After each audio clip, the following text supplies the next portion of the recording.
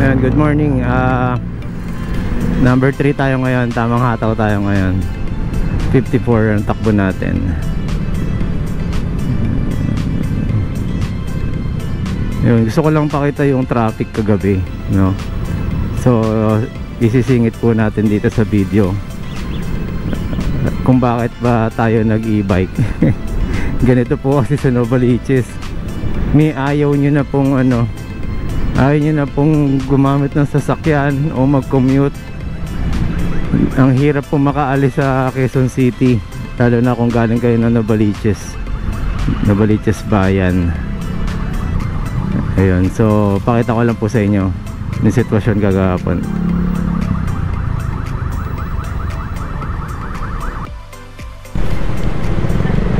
So time check 7 o'clock.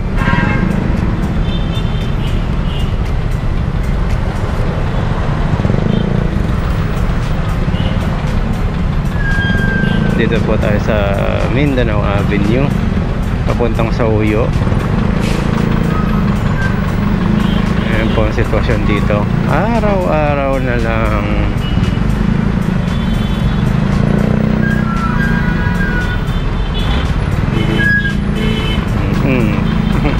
Yung awa sa motor, no? Yung tumuchid na, umuga.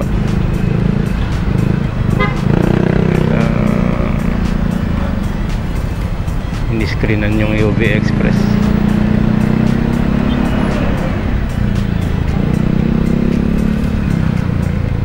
Ito lang po yung daan, tinan niya may dumadaan doon. Kawawa tuloy yung mga estudyanteng bata.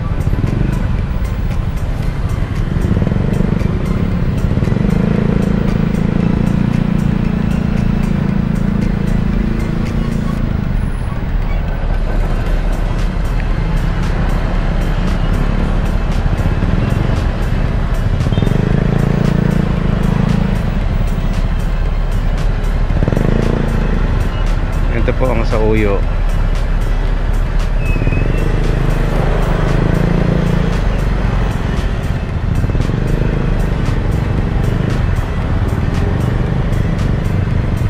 Iwas na lang po tayo sa mga makukulit.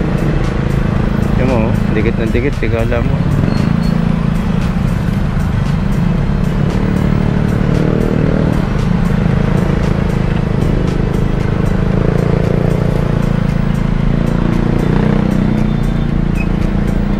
Saya ng Pilipinas.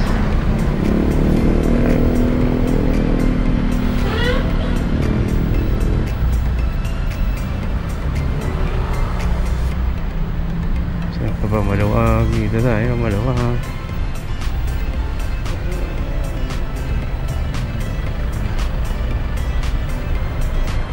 Yung bus, oh.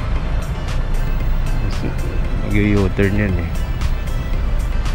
Dito tayo.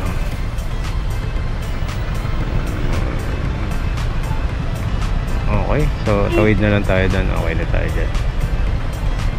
Traffic ulit.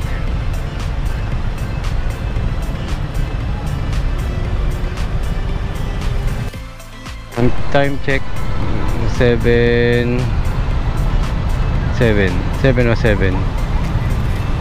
So kanina pa tayo dito. Dalawang minuto, 3 minuto, ngayon 3 minutes na. So na ayan po yung NLEX Novaliches proper, Baysa, Sangandaan. Kung nakikita nyo po sa kung hindi madilim.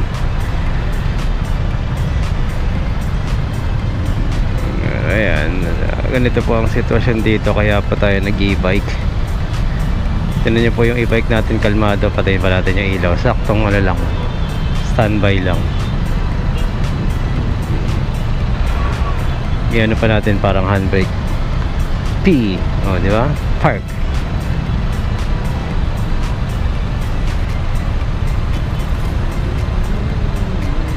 So ayan na nga.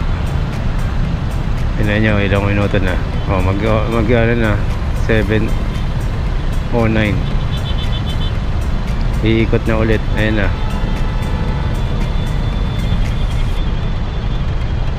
So ayan, 7:09 na. Ayan,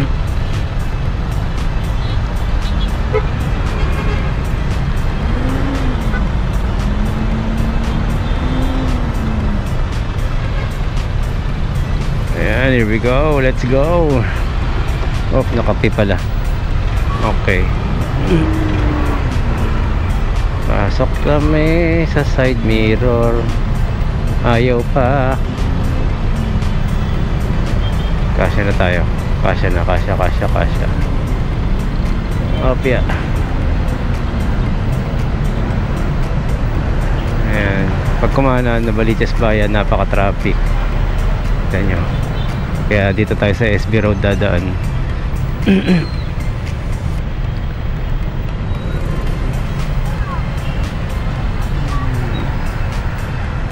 Yung dalamong munggo, toge na.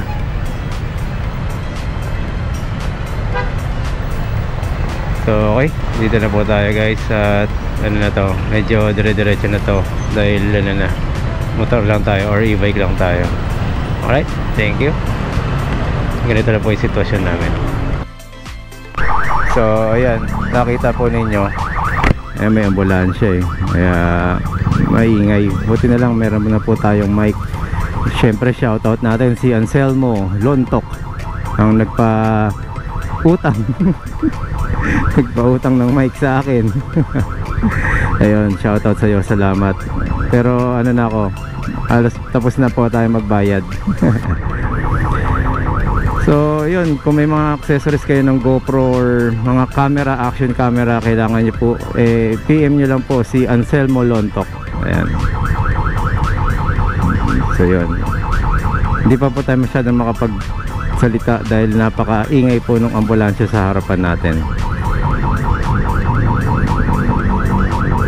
At ayun, sa nakita po ninyo yung traffic kagabi, yung mga motor po nakaka-stress din talaga, ano, kasi kahit na ang layo mo sa kanila, sila didikit bigla sa'yo. At eto nga po, hindi ko lang po nakuhanan yung biglang hinto. Paano kung dumulas yung kamay niya sa pool, yun, sasalpok yun. Bumangga ka na, magugulpi ka pa. So yun, ay nabutan na tayo. Ito ang bait, very good. Op, excuse me. Ayan, sakto tayo sa lilim. Lilim muna tayo, ayan. So ayan, kalmado na ulit. Nakalabas na yung ambulansya doon. Sana po umabot yung pasyente. Ayan. So bibigyan po natin lagi ng daan. Pag malayo pa lang naririnig niya na po yung ambulansya, mag-anap na kayo para makapag-giveaway kayo. Hindi yung makikipag-unahan pa po kayo dun sa ambulansya or gagamitin niyo po yung ambulansya para dire-diretso po yung takbo ninyo. Ganyan po ginagawa nila Actually, guilty naman po tayo dati, ganyan din tayo. Pero syempre lang natututunan natin, iba na po ang sitwasyon ngayon. May mga nag-aagaw buhay na po doon, no? Dahil ang dami na po talagang sasakyan. Hindi po katulad nung araw. Sabi ko nga po sa inyo, nung araw po, pagka may motor sa motor, nagkakabatian pa Ang sarap po nung may motor noon Ngayon po, puro bombahan ng bombahan sila di ba? So pagdating ng stoplight, kanya-kanyang pigana yan Guilty rin tayo doon. Kumbaga sa meron tayong experience na ganyan. Pero kaya nga po tayo nag-i-bike, kalmado na lang tayo. So dumating din tayo sa sa kailangan din natin mag-iingat. At kailangan talaga natin mag-iingat, no?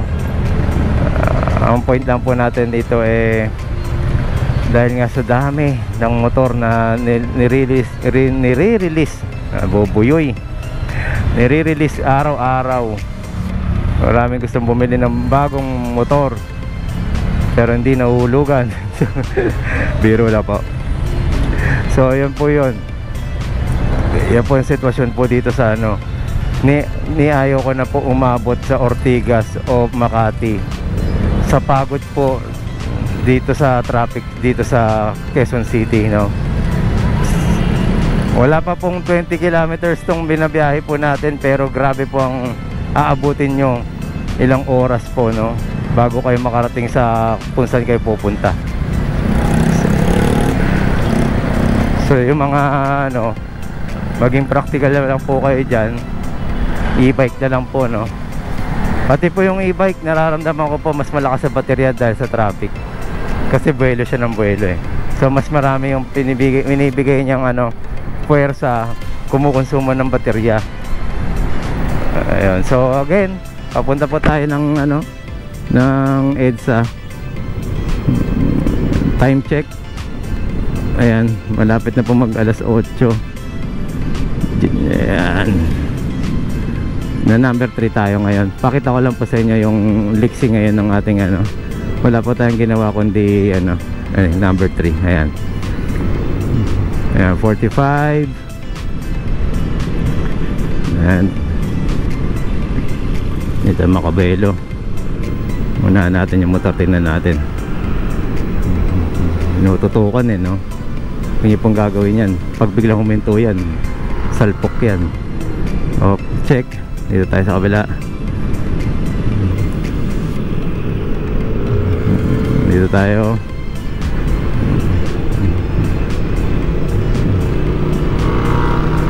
Unahan natin yung Aerox. May insulto yan, tinan mo, hataw yan. Yan yung hataw. 55 top speed lang nito. Okay, so ito na po tayo, Agham, pa kanan tayo ng Quezon Avenue. Nagbalik tayo sa level 2 para ano na ulit, tipid ulit sa baterya. Nabigyan natin ng magandang liko. Kinain sa inner.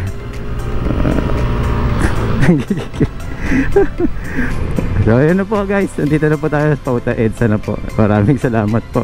Huwag niyo pong gagawin yun. Nangulit lang po tayo. Pero nakita niyo naman po yung distansya natin para hindi po tayo makasagi, no? So ride at your own risk. So ingat po, ride safe po sa lahat, no?